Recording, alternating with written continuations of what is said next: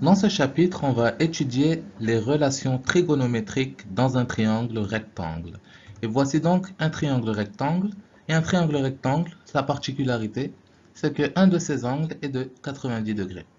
Un triangle rectangle est constitué de deux côtés qui sont perpendiculaires, ici A et B, et d'un hypoténuse que j'appelle ici C. Il y a aussi d'autres angles, ici l'angle alpha et l'angle bêta de l'autre côté. Et ce qui est intéressant dans un triangle rectangle, c'est que si on passe un peu de temps sur ce triangle rectangle en question, imaginez qu'on fasse un agrandissement de ce triangle rectangle, c'est-à-dire multipliant chacun des côtés de ce triangle rectangle par un facteur commun. Par exemple, on va multiplier chaque côté par 2. Qu'est-ce qui va se passer? Les côtés vont augmenter de taille, tout est multiplié par 2, mais les angles ne changent pas du tout. Et on va utiliser ce fait, le fait que dans un triangle, dans deux triangles rectangles similaires, les angles sont exactement les mêmes. On va utiliser ce fait pour définir des relations trigonométriques dans un triangle rectangle. Remarquez, j'ai ici une série de triangles qui sont identiques, sauf que certains sont plus petits que d'autres. Ce sont des agrandissements et des réductions l'un de l'autre.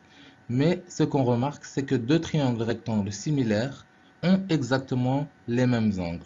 Donc ça veut dire que le ratio des côtés détermine l'angle en question.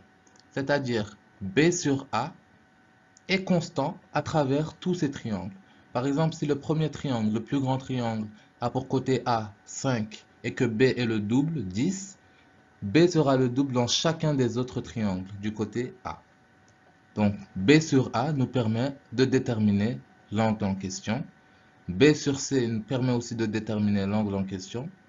Et A sur C permet aussi de déterminer l'angle en question. Si on connaît un de ces ratios, on peut connaître l'angle parce que tous les triangles qui ont le même angle ont le même ratio. Et ce ratio-là, B sur A, on va l'appeler la tangente de l'angle alpha. Celui-là, on va l'appeler le sinus de l'angle alpha. Et A sur C s'appellera le cosinus de l'angle alpha. On va mieux définir ces trois relations dans un instant.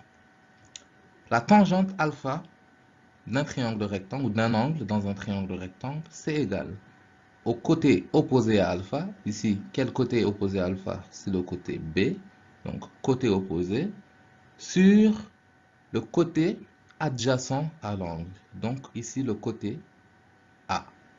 Donc la tangente alpha ici, c'est B sur A. C'est comme ça qu'on définit la tangente d'un angle. Le sinus alpha d'un angle, c'est défini par le côté opposé, donc B, sur l'hypoténuse C. Donc, côté opposé sur hypoténuse. Et enfin, le cosinus alpha d'un angle dans un triangle rectangle, c'est défini par le côté adjacent à l'angle alpha, donc A, sur l'hypoténuse du triangle rectangle, donc ici C. Et c'est les trois relations qu'on va définir et que vous devez vous rappeler la définition.